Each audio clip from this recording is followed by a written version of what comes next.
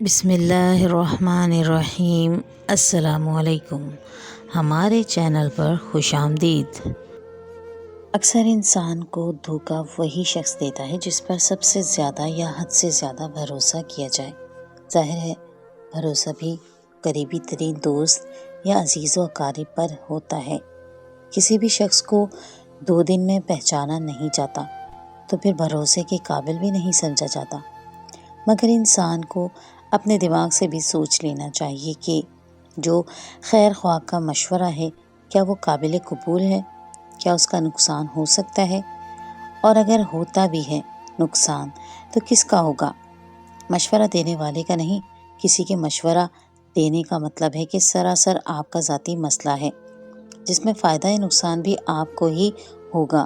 تو مشورے پر عمل کرنے سے پہلے اس مشورے کے ہر پہلو سے جائزہ لے لینا چاہیے۔ اس طرح میرے خیال سے کبھی کوئی اپنی زندگی میں بڑے بڑے نقصانات نہیں کرے گا، نہ کوئی دوسرا آپ کی زندگی میں اس قدر سنگین نتائج کے ساتھ دخل اندازی کر پائے گا۔ میرے گھر کا یہی حال تھا۔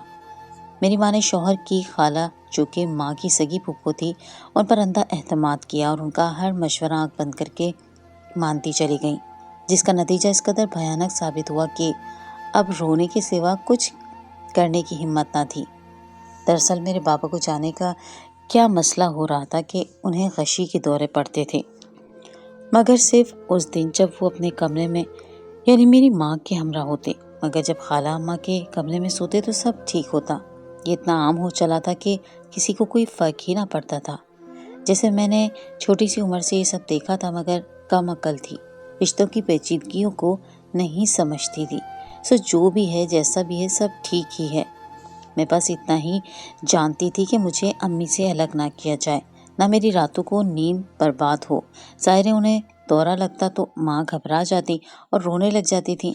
اوپر سے خالہ اماں بھی خوب ہائے غزائے مچا کر رکھتی تھی کرتی، پھر بابا کو خالہ اماں کے کمرے میں لے جا کر سلانے میں بھی لائٹ آن ہو جاتی، شور اور کھٹ پٹ ہونے لگتی تو میں لاگ چاہ کر بھی سو نہیں پاتی تھی۔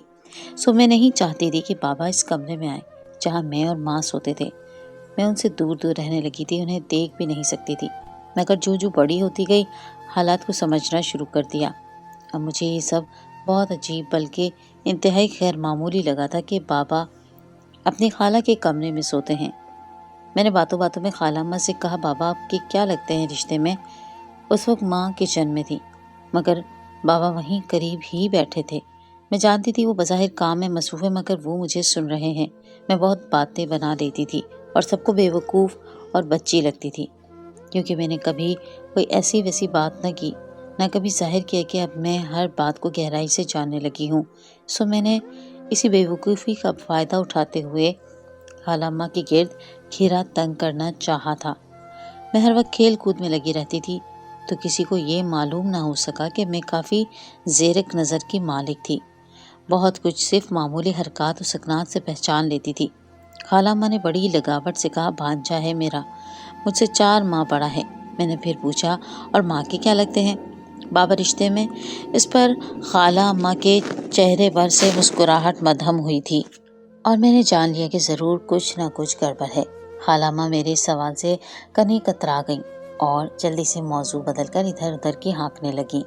تبھی ماں کچن سے چائے لیے وہاں آن پہنچی تو میں نے ان سے بھی پوچھا کہ بابا آپ کے کیا لگتے ہیں؟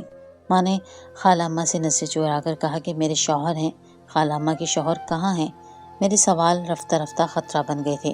خالہ اماں بولی، ارے کم عقل، بڑوں کے سامنے یوں منہ پھاڑ کر اس قسم کے سوال پوچھنا کنواری لڑکی کو زیب نہیں دیتا۔ مگر میں نے ان کی بات میں سے بھی سوال اخذ کر لیا اور پوچھا کہ یہ کنواری کیا ہوتا ہے؟ کنواری لڑکی وہ ہوتی ہے جس کی شادی نہ ہوئی ہو۔ خالہ اماں کی بجائے ماں نے مجھے نرمی سے سمجھایا۔ میں نے اگلا سوال ماں سے پوچھا کہ آپ کی شادی ہوئی ہے کیا؟ ماں نے کہا کہ ہاں میں شادی شدہ ہوں۔ میں نے پھر سے خالہ اماں کی جانب حملہ کیا اور ماں سے پوچھا، اور خالہ اماں؟ ماں نے کہا کہ ہاں وہ بھی شادی شدہ تھی مگر اب بیوہ ہو چکی ہیں، یعنی ان کے شوہر فوت ہو چکے ہیں۔ مگر انہوں نے کہا کہ اچھا اب سمجھی، مگر بابا آپ کے شوہر ہیں تو وہ خالہ اماں کے کمرے میں کیوں سوتے ہیں؟ اس پر ماں اور خالہ اماں کے چہرے پر تاریک سایہ لہرایا تھا اور بابا بیچ میں بولے، بری بات، بڑوں کے معاملے میں بچے نہیں بولتے۔ وہ مجھے حد اور تمیز سکھانا چاہ رہے تھے، جبکہ میں تھوڑا بہت اندازہ لگا چکی تھی کہ اس سب کے پیچھے کیا مقصد چھپا ہے۔ یعنی سب بڑے مل جل کر کھچڑی پکا رہے تھے، تبھی تو بابا نے خالہ اماں پر محاورہ تنگ ہوتا دیکھا تو ان کی طرف داری میں بول اٹھے، ورنہ ابھی تک خاموش تھے۔ تو میں نے کون سی بدتمیزی کر ڈالی تھی کہ یوں خاموش ہونے کا کہہ دیا؟ میں میٹرک کی اسٹوڈنٹ تھی، اسکول میں کلاس میں لڑکیوں سے اور سب سے بڑھ کر سوشل میڈیا سے اتنی معلومات حاصل کر چکی تھی، اب بس گھر والوں کی اصل حقیقت جاننا باقی تھی، اور میں کچھ وقت سے اس پر کام کر رہی تھی۔ ہسبینڈ وائف کے چال ڈھال کیا ہوتے ہیں، بیویوں کے انداز کیا ہوتے ہیں، یہ سب دوسرے جوڑوں پر غور کر کے اس کا موازنہ اپنے گھر سے کیا تو میرے اوسان خطا ہو گئے، کیونکہ ویسے طور طریقے اور انداز و اتوار ماں اور بابا میں نہ پائے گئے، بلکہ خالہ اماں جو بیوہ تھی وہ سچ سنور کر رہتی، بابا سے فرمائشیں کرتی، نخرے دکھاتی تو کبھی روٹنے منانے کے سیشن ہوتے۔ یہ سب بیویاں اپنے شوہروں کی توجہ پانے کی خاطر کرتی ہیں، جبکہ دوسری جانب ماں کو کبھی ضرورت کی اشیاء کے لیے بابا سے لانے کو کہتے نہ دیکھا، کبھی بابا کو ماں سے گپ شپ کرتے نہ دیکھا۔ ہاں یہ ضرور تھا کہ بابا میرے لیے جب بھی بازار سے کچھ خرید کر لاتے تو ماں کے لیے بھی ضرور کچھ نہ کچھ لے کر آتے۔ ماں کی ذاتی استعمال کی چیزیں بھی بابا ہی لاتے تھے، اور خالہ اماں کو خود مارکیٹ جا کر اپنے لیے سب کچھ لینا ہوتا تھا، مگر کیا فائدہ، دنیا کو دکھانے کے لیے یہ سب ہو رہا تھا، اصل میں تو اس کے الٹ چل رہا تھا سب کچھ، اور بابا کو کسی بات کا احساس نہیں تھا۔ جوان ہوتی بیٹی تک کی شرم نہ کرتے تھے۔ میں ان دونوں کو واضح ثبوت کی بنا پر کٹہرے میں کھڑا کر کے ان سے سوال کرنا چاہتی تھی، مگر ابھی تک بالکل واضح کچھ نہ ہو پایا تھا۔ خالہ اماں روز سویرے کمرے سے مسکراتے ہوئے نکلتی، بابا کے لیے ناشتہ خود تیار کرتی، کھلی کھلی سی محسوس ہوتی تھی۔ لگتا ہی نہ تھا کہ یہ عورت بیوگی کا غم کاٹ رہی ہے، جبکہ میری ماں کے چہرے کی چمک تک غائب ہو گئی تھی۔ وہ اداس اداس سی گھوما کرتی۔ بابا کا معاملہ عجیب سا تھا، 4 سے 5 دن بعد وہ اپنے کمرے میں سونے چلے آتے، مگر آدھی رات بھی نہ ہوتی کہ پھر وہی شور شرابہ۔ خالہ اماں کا کہنا تھا کہ بابا کو کوئی آسیب کا مسئلہ ہے، جس کے باعث وہ اپنے کمرے میں نہیں جا سکتے، اور اگلے روز جب بابا خالہ اماں کے کمرے سے نکلتے تو اماں سے جیسے شدید قسم کی ناراضگی ظاہر کرتے تھے۔ خالہ اماں مگر ضرور خوش و خرم اور مطمئن سی دکھائی دیتی تھی۔ پھر میں نے معاملے کو گہرائی سے جاننے کے لیے ترکیب سوچی، مگر اس پر عمل کر کے میرے ہوش اڑ گئے، کیونکہ معاملہ تو کافی گمبھیر تھا۔ بابا تو اپنی سگی خالہ کے ساتھ رات کے اندھیرے میں، میرا نام عبیرہ ہے اور پیار سے مجھے سب بیا کہہ کر پکارتے ہیں۔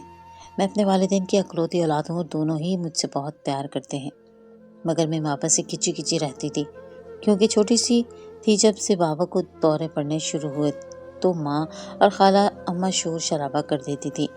یہی وجوہات تھی کہ میں بابا کو پسند نہیں کرتی تھی۔ ماں سے میں دیوانگی کی حد تک پیار کرتی تھی، حالانکہ اب سمجھ والی ہوئی تو میں نے دیکھا کہ بابا بھی سلجھی ہوئی طبیعت کے مالک تھے، تعلیم یافتہ اور برسر روزگار بھی تھے، اور میری ماں سے شادی بھی پسند سے کی تھی۔ خاندان والے میرے بابا کے اخلاق اور کردار کی مثالیں دیتے نہ تھکتے تھے، مگر پھر جانے کیا ہوا کہ سب کچھ تباہ و برباد ہو گیا۔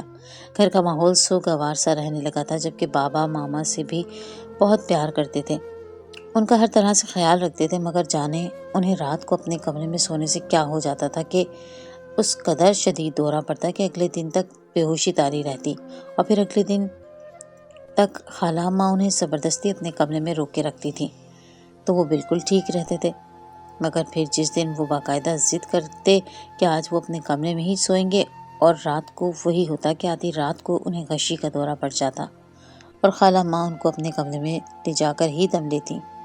میں حیران ہوتی کہ طبیعت اگر خراب ہوتی ہے تو شوہر کے بیوی سے زیادہ کون اچھے سے سنبھال سکتا ہے۔ ان کا یہ مسئلہ میری سمجھ سے باہر تھا، کچھ تو ایسا تھا جو میں نہیں جانتی تھی۔ ماں کی پریشانی مجھ سے دیکھی نہیں جاتی تھی، ہر وقت دکھی ہوتی اور کبھی کبھی تو چپکے سے کونوں خطروں میں چھپ کر آنسو پوچھتی دکھائی دیتی تھی۔ میں اپنے تئیں پوری کوشش کرتی تھی کہ ماں کو خوش کر سکوں، مگر میں کیا کر سکتی تھی۔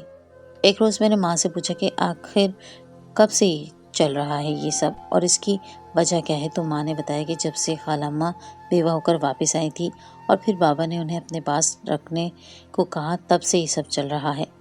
اس سے پہلے کبھی بابا کے ساتھ یہ مسئلہ نہ ہوا تھا، وہ مکمل طور پر تندرست تھے، بلکہ ہر ایک کا خیال رکھتے تھے، خاندان میں یا دوستوں اور ہمسایوں کو کسی کو کوئی بھی کام ہوتا تو وہ بلا جھجک بابا سے کہہ دیتے تھے، اور بابا بھی اپنی اوسط سے بڑھ کر ہر ایک کی مدد کرنے کو تیار رہتے تھے۔ ابھی بھی ویسے بہت کچھ بہتر تھا، بس اپنے کمرے میں سونے سے غشی طاری ہو جانا انتہائی غیر معمولی بات تھی۔ 2 راتیں پہلے پھر سے وہی سب ہوا اور میری آنکھوں کے سامنے ہی وہ بے ہوش پڑے تھے، اور کافی دیر تک میں خود ان کے پاس بیٹھ کر یہ دیکھنا چاہ رہی تھی کہ کیا یہ کوئی ڈرامہ تو نہیں ہے، مگر ایسا کچھ نہیں تھا۔ وہ واقعی بے ہوش تھے اور تکلیف میں بھی لگ رہے تھے۔ میں نے خالہ اماں سے پوچھا کہ یہ سب کیا ہے، بابا کو اسی کمرے میں ہی کیوں دورہ پڑتا ہے؟ اس پر خالہ اماں نے کہا کہ تمہارے کمرے میں کوئی آسیب کا مسئلہ ہے جو تمہارے بابا کی صحت پر اثر انداز ہوتا ہے، اسی لیے میں کہتی یہ یہیں پر رہے، یہاں اس کو کوئی کچھ نہیں ہوگا، مگر نہیں، آئے روز اس کو جنون سوار ہو جاتا ہے کہ میں اپنے کمرے میں سونا چاہتا ہوں، مجھے اپنے کمرے میں سونا اچھا لگتا ہے، اور دیکھو ہر بار اپنی ضد کا کیا جواب لیتا ہے۔ چند دن تک تو پورا جسم اکڑ کر تکلیف دیتا رہے گا، اور بے ہوشی بھی کل جانے کس وقت زائل ہوگی۔ ابھی تو یہ نہیں اٹھنے کا، تمہیں سونا ہے تو جاؤ اپنے کمرے میں، اس کا خیال میں رکھ لوں گی۔ وہ جیسے مجھے وہاں سے ہر صورت ہٹانا چاہتی تھی، مگر ظاہر بھی نہیں کر رہی تھی۔ میں کچھ دیر مزید وہاں رکی، پھر ماں کے پاس آ گئی۔ وہ بھی پریشان تھی اور نہیں چاہتی تھی کہ بابا اس تکلیف سے گزرے۔ وہ بھی یہی کہے جا رہی تھی کہ پھپھو ٹھیک کہتی ہیں، جواد یہاں نہیں آنا چاہتے، اتنی تکلیف جھیلنی پڑے تو کیا فائدہ ضد کرنے کا، مگر تمہارے بابا کب کسی کی سنتے ہیں، وہ راتوں کو جاگ جا کر تمہیں سنبھالتے ہیں، اپنے سینے سے لگا کر رکھتے تھے۔ تمہیں ان کا کہنا تھا کہ جب تک بار بار تمہیں نیند سے جاگنے کا دیکھ نہ لیں انہیں سکون ہی نہیں ملتا، اس لیے وہ اب بھی اس کمرے میں سونے کی کوشش کرتے ہیں، مگر اب تو کافی سال ہو چکے ہیں اس مسئلے کو جس کا کوئی حل نہیں ہے سوائے اس کے کہ وہ اس کمرے میں نہ سوئیں۔ ماں کی بات سن کر میں نے ایک طریقہ سوچا جس سے شاید بابا کو دوبارہ دورہ نہ پڑتا۔ اگلے روز میں نے موقع ملتے ہی بابا سے اکیلے میں بات کی کہ کیوں نہ ہم خالہ اماں کے ساتھ کمرہ بدل لیں، اس سے یقیناً سب ٹھیک ہو جائے گا۔ بابا میری بات سن کر ہچکچاہٹ کا شکار ہوئے، مگر تبھی جانے کہاں سے خالہ اماں آن وارد ہوئیں اور رونے دھونے لگی کہ میں تم سب پر اتنی بوجھ ہوں کہ اب مجھے کاٹ کباڑ کی طرح کبھی ادھر تو کبھی ادھر پھینکتے رہو۔ میں تو ایک گاؤں میں پڑی تھی آرام سے، مجھے یہاں پر رہنے کو بھی تم ہی نے ضد کی تھی، جواد یاد ہے نا؟ اس پر بابا گھبرا گئے اور کہنے لگے کہ خالہ آپ دل چھوٹا مت کریں، یہ بچی ہے، کوئی آپ کو کہیں نہیں بھیج رہا، آپ بے فکر ہو کر اپنی مرضی سے یہاں رہیں۔ اور ساتھ ہی مجھے بھی تسلی کی خاطر طرح ڈانٹ کر وہاں سے بھگا دیا۔ میں بابا سے مزید بدظن ہو گئی تھی، جبکہ خالہ اماں کے ڈرامے اور عین وقت پر چیل کی طرح چپٹ کر میرا منصوبہ خراب کرنا مجھے پوری طرح چونکا گیا تھا۔ اب میں نے سوچ سمجھ کر سارے حالات کو مد نظر رکھ کر خالہ اماں پر گھیرا تنگ کرنا تھا۔ اگلے چند روز تک میں بالکل خاموش رہی اور کمرے سے اسکول اور اسکول سے کمرے تک ہی محدود رہی، تو ماں کو خالہ اماں نے ہی کہا کہ بیا کو بلاؤ، یہ کیوں خود کو کمرے میں بند رکھتی ہے۔ ماں مجھے زبردستی اپنے ساتھ باہر لے کر گئیں اور سب کے ساتھ بیٹھنے کو کہا۔ خالہ اماں بھی بڑھ چڑھ کر مجھ سے باتیں کرنے لگیں۔ میں نے موقع غنیمت جان کر چند سوالات کیے تھے۔ ماں کو گھبرانے لگیں کہ کہیں پھر سے خالہ اماں برا نہ مان جائیں، مگر میں نے ہوشیاری سے ان سے سب پوچھا اور کوئی ایسی بات نہ کی جس پر وہ کوئی ڈرامہ کر سکیں، مگر ایک بار پھر بابا نے ہی مجھے ٹوک دیا۔ اب میں نے کوئی اور طریقہ اپنانے کا سوچا اور ساتھ ہی بابا سے بھی ایک بار پھر ناراض ہو گئی، ایسی ناراضگی جس کا شاید ہی کسی کو فرق پڑتا، مگر میں بہت زہر پالے ہوئے تھی اپنے دل و دماغ میں کہ ذرا سی بات پر سب سے الگ ہو جاتی، ورنہ شاید زبان درازی کر جاتی۔ میں کافی دن تک میں گوشہ نشین ہو چکی تھی تاکہ پوری یکسوئی سے کچھ سوچ سکوں ماں سے۔ میں نے کہا کہ مجھے سب کے ساتھ نہیں بیٹھنا، میری باتیں کسی کو پسند ہی نہیں ہیں، اب مجھے دوبارہ مجبور مت کرنا باہر آنے کو۔ ماں نے بھی محسوس کیا تھا کہ بابا مجھے بلا وجہ ہی ٹوک رہے تھے، میں نے حد میں رہ کر ہی بات کی تھی، کوئی بدتمیزی نہیں کی تھی، سو ماں نے میری بات مان لی اور مجھے کھانا بھی کمرے میں ہی پہنچانے لگیں۔ بابا نے ایک دو بار پوچھا تو ماں نے کہا کہ امتحان ہونے والے ہیں اسی لیے کمرے میں پڑی رہتی ہے۔ اب وہ مطمئن ہوئے تھے یا نہیں بس خاموش ہو گئے تھے۔ پھر اسکول میں اپنی بچپن کی دوست سے مشورہ کیا جو اول روز سے ہر بات جانتی تھی، اس نے مجھے بہت زبردست مشورہ دیا اور پر عمل کرنے کے لیے جو چاہیے تھا وہ بھی اسی نے فراہم کیا۔ وہ مارکیٹ وغیرہ خود جاتی تھی، خیر چند دن کے بعد وہ چیز مجھے مل گئی جس کا استعمال مجھے کرنا تھا۔ میں نے جس دن اپنا کام کرنا تھا، خدا کی کرنی ایسی ہوئی کہ ماں کی طبیعت خاصی خراب ہو گئی تھی۔ بابا نے ڈاکٹر سے چیک کروا کر لائے اور دوا کا طریقہ مجھے سمجھا دیا کہ اور یہ بھی کہ رات کی دوا کے بعد ماں کو بالکل نہ جگایا جائے، ان کے دماغ کے سکون کے لیے نیند کی دوائی ہے۔ میں خوش ہو گئی کہ تقدیر بھی میرے حق میں ہے۔ میں نے رات کا کھانا سب کو ڈال کر دیا اور اپنی چال بھی چلنے کی ضرورت نہ پڑی۔ ماں کو دوا دے کر سلا دیا اور میں خاموشی سے کمرے سے نکلی اور خالہ اماں کے کمرے میں جا پہنچی۔ خالہ اماں باتھ روم میں تھی اور بابا نماز کے بعد دیر سے ہی گھر لوٹتے تھے، تو میں نے احتیاط سے خود کو خالہ اماں کے پلنگ کے نیچے خود کو چھپا لیا اور سانس تک روک لی۔ خالہ اماں باتھ روم سے نکل کر اپنے پلنگ پر آن پہنچی۔ تھوڑی سی دیر میں بابا بھی کمرے میں داخل ہوئے اور جا کر اپنی چارپائی پر لیٹ گئے جو دوسرے کونے میں پڑی تھی، مگر خالہ اماں نے ان کو زبردستی دودھ پینے کو کہا۔ بابا کو شاید ماں کی فکر تھی، بولے دل نہیں چاہ رہا تسلیم خالہ مجھے سونے دیں، مگر خالہ اماں نے ضد کر کے بابا کو دودھ پلایا اور کہا کہ تم اپنی صحت کا خیال نہیں رکھو گے تو اپنا گھر پار کیسے چلاؤ گے۔ بابا نے دودھ پیا اور سو گئے، مگر تھوڑی سی دیر میں بابا نیند پڑنے کی بجائے بے چین ہوئے۔ پھر جو میں نے دیکھا وہ میرے 14 طبق روشن کرنے کو کافی تھا۔ آج اتنی شفاف حقیقت مجھ پر آشکار ہوئی کہ میں تو وہاں ٹک ہی نہ پا رہی تھی۔ نفرت کی شدید لہر میرے رگو پے میں اتر چکی تھی، مگر مجھے ان کے سونے تک صبر کرنا تھا۔ کافی دیر تک زمین پر بیٹھے بیٹھے میں اکڑ چکی تھی۔ صبح کے وقت مجھے ان کے خراٹوں کی آواز سنائی دی تو میں جلدی سے وہاں سے نکل کر اپنے کمرے میں پہنچی اور گہرے سانس لینے لگی۔ دکھ کی وجہ سے میری آنکھیں بہنے لگی تھیں۔ اگلے کئی روز تک میں اسی کشمکش میں رہی تھی کہ اب ماں کو کس منہ سے بتاؤں کہ یہاں کیا چل رہا ہے۔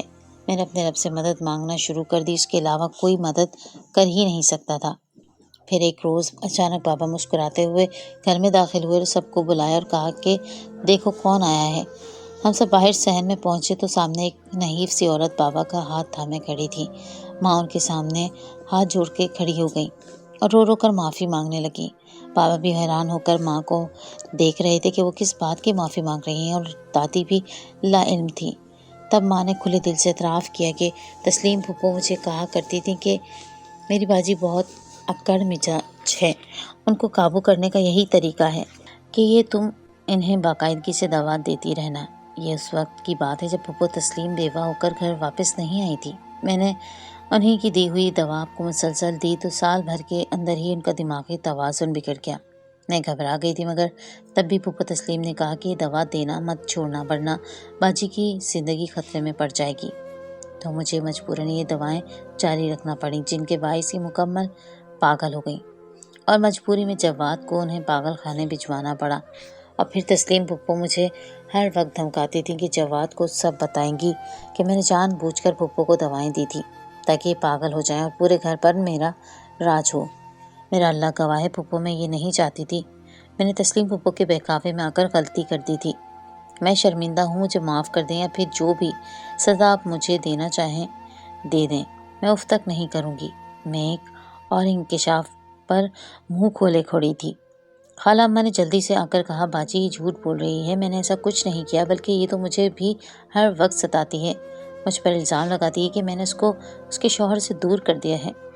اب میری باری تھی کہ میں وہ حقیقت دادی کو بتاؤں جو مجھ پر آشکار ہوئی تھی۔ خالہ اماں نے اس رات اپنے منہ سے سب کچھ کہا تھا، شاید وہ ہر وقت یہی کہتی تھیں۔